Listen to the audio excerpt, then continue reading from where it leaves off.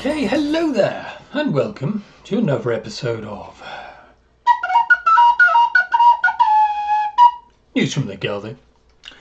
Okie dokie, right, today's intro was Erasure's Stop, one of my favourite songs by Erasure. I don't know why I do these intros, I just quite enjoy doing them, but please feel free to skip them. Okay, so before I get on to the week's business, it's been 2 weeks actually since I last spoke to you, got a couple of announcements. The first one is, yesterday someone bought my book. Okay, right, so that brings my total sales for the month, or for the last 30 days, to 3, but not to be scoffed at. Secondly, welcome, new subscriber. Carlo from Dorset. Hello there. We met on one of my other videos. He was watching my beard time-lapse video and struck up a conversation. So he's been kind enough to subscribe to me. Hello there. Okay. Right, what else? I know I did one live stream last week when it was, I don't know, past midnight, and I just thought, what the hell, let's just do one. I'd had one too many ales, shall we say, so I wasn't all there. But yeah, it was a bit crap. I had someone on there that was giving me some grief, shall we say. But yeah, it was okay. Dooby-doo. These things happen late at night. Scoundrels come out of the woodwork and try to mess with you. So anyway, there we are. What I may do is I may do a live stream tomorrow, perhaps. I'm not 100% sure yet, but it'll be tomorrow evening around 9 o'clock. It's going to be a fairly peaceful affair with Gregorian chanting in the background, a couple of ales, and just talking about books, art, various things like that. So come join me if you're able, or if I'm even there. I'm not very good at these things. Okay, right, so let's get on with things. So the first thing I want to talk about today is a book I've just finished reading. And I talked about this a couple of weeks ago. This is what I've just been reading. The Talisman by Peter Straub and Stephen King. It's a fairly meaty book, over 700 pages. And I wasn't going to, this is kind of a review, but it's also, yeah, it's a review. But I did say that I was never going to slag off a book, but this one I am going to actually slag off a bit. Not to say that everyone wouldn't like this. Obviously, there's lots of people that do. I mean, at the bottom here it says over 1 million hardback copies sold. I mean, I find that hard to believe. But anyway, millions of people read the damn thing, and they must have enjoyed it, I imagine. But I didn't. I had my reservations early on, and I found this an utter slog to get through.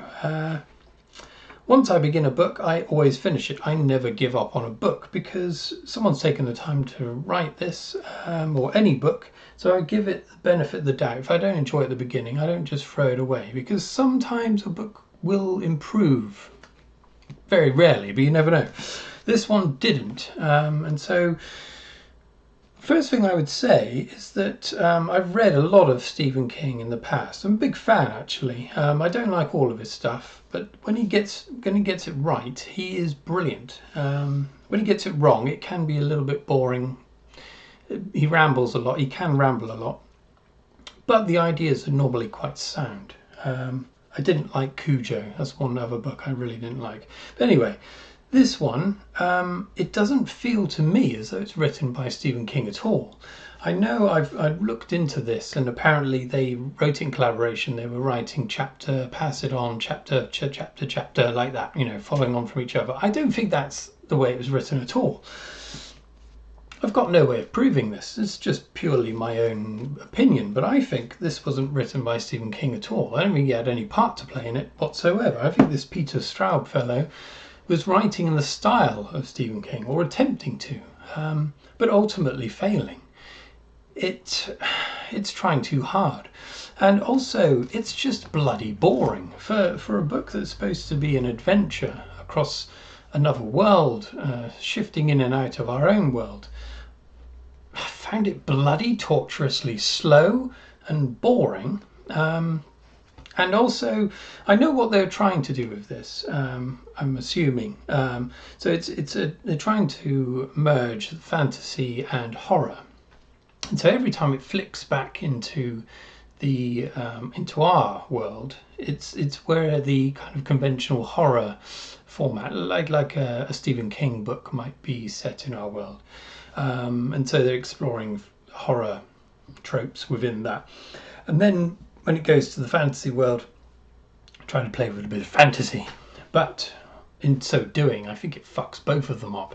And one of the things you have to do with fantasy and horror is to be able to suspend disbelief when you're reading it. But this is so off the fucking charts of nuts that I was just reading about werewolves and stuff, and I just thought, I don't give a shit. I really don't. And so for me, there was no.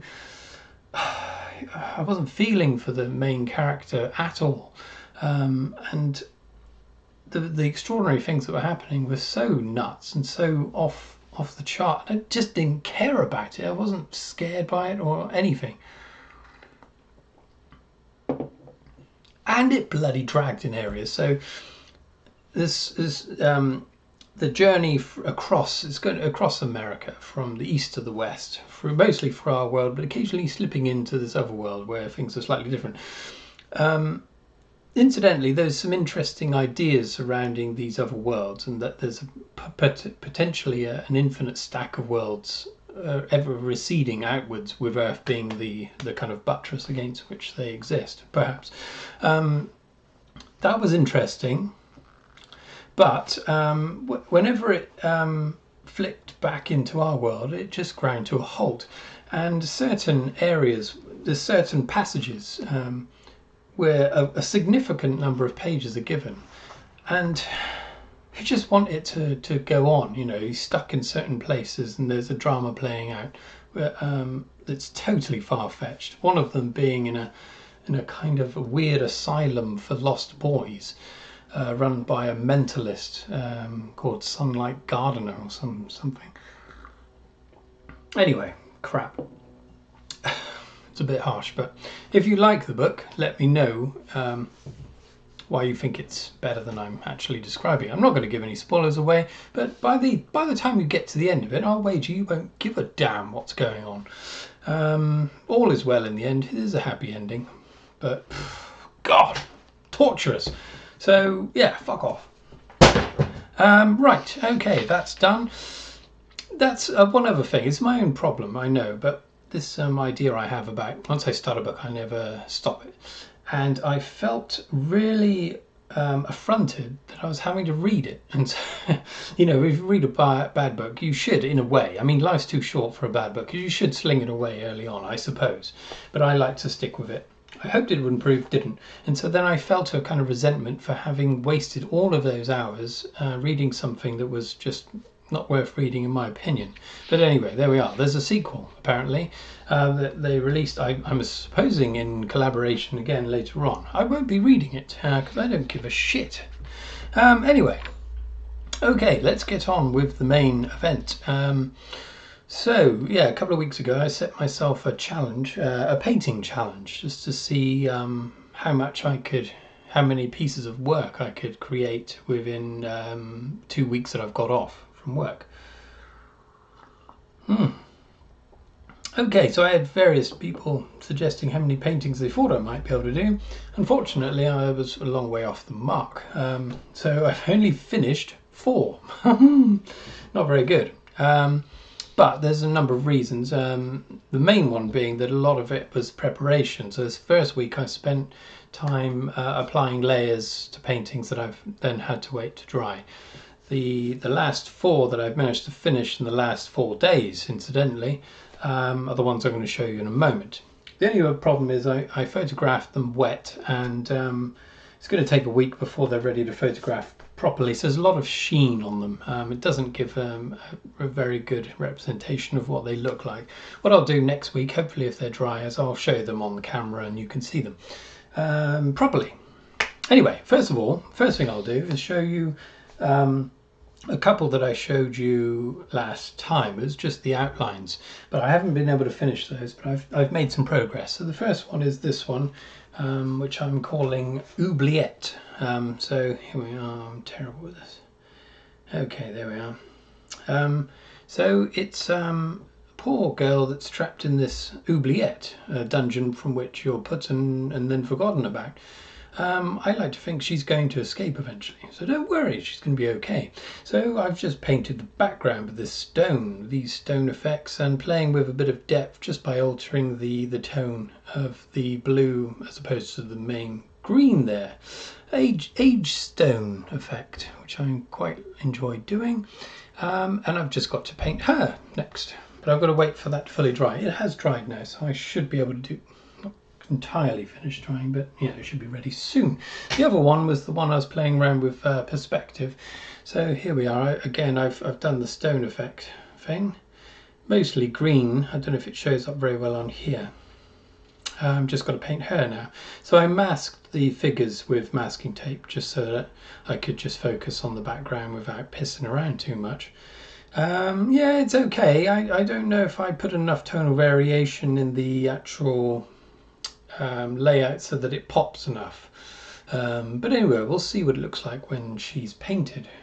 This one is slightly tacky to the touch, which means it isn't dry yet. I've also worked on a new one, another one of these oubliette ones, so this poor lady's stuck in another one of these contraptions. So there we are, she's there. Oh god, it's all back to front. Again with the stone effect, kind of in like a tube of stone. She can't get out, but I'm sure she'll find a way out somehow. Someone will save her, or she'll save herself, crawl back out, even though she looks fairly morose about her situation. We don't know. Okay, so I'm currently painting this one now, so I'll carry on after I finish talking to you. So yes, next I'm going to show you the 4 that I finished.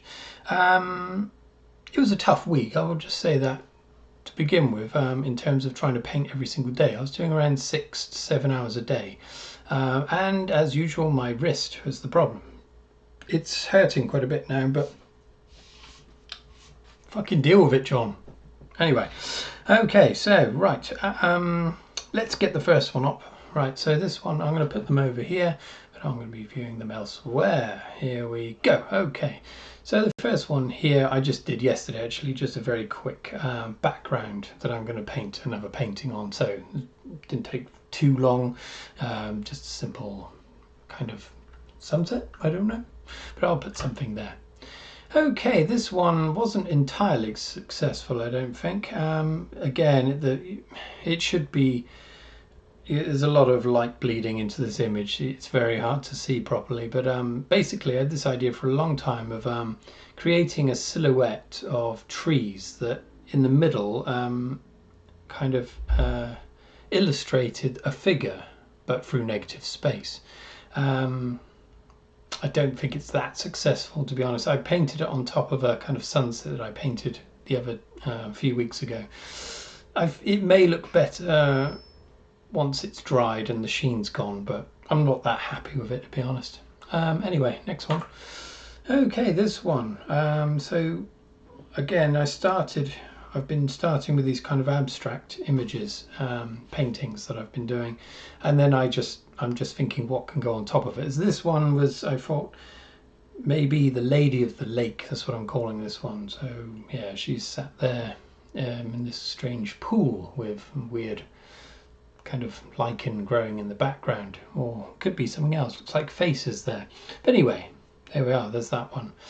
It was tricky painting this because I'm painting to cut down on the time. Ideally you'd do a very quick underpainting of the figure and then let that dry and then go over it again, just to get those light tones nailed. But what I save time because I don't sell them for very much at all. I try to do them one go. So painting these, even though there are paint colours, these white and kind of cream colours on black, the black does show through. So you've got to be very careful. Blending on top of that is a nightmare because you blend a little bit and then you're down to the black again. So absolute nightmare doing that. But anyway, there we are. It's a terrible image of it, sorry. Okay, here's another one. Again, this abstract background. And I've been finding these kind of random images to work from, just cropping them from random sources. I like the way she was looking slightly odd to one side there. Whether she's surprised or unhappy, I'm not quite sure, but I just quite like the look of that. So it's okay, not brilliant. But I quite enjoyed painting that one. Okay, next one. This is the one I finished yesterday. Fuck off. Update. Bollocks. Okay, so I had trouble with this one. Again, it's the issue of painting directly on a bright background. So it was a nightmare getting these tones to sit on top of what is quite a bright background. Eventually I got closer to what I wanted. It's not perfect, but far from perfect, in fact. But yeah, I had a kind of crisis. I always have these moments where I'm doing a painting and I just think I'm just not good enough to do it. But anyway, I got there in the end, and it's passable. So there we are. That's the last one I've done. Okay, so I've got those other three in the mix, and I've got some others cooking away somewhere. So a lot of them up in there in my drying thingamajog. Next week, hopefully I'll show you some new ones. Okay, so there we are. The only one of those paintings I've named is The Lady of the Lake, but if you have any suggestions for names for any of the others, let me know, and I may use them. I'm not very good at titling pictures. I'd rather just paint the damn things.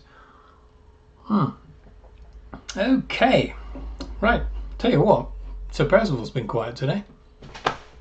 Oh yes, I was cleaning my wand the other day, and a little bit of white magic dribbled out of the end.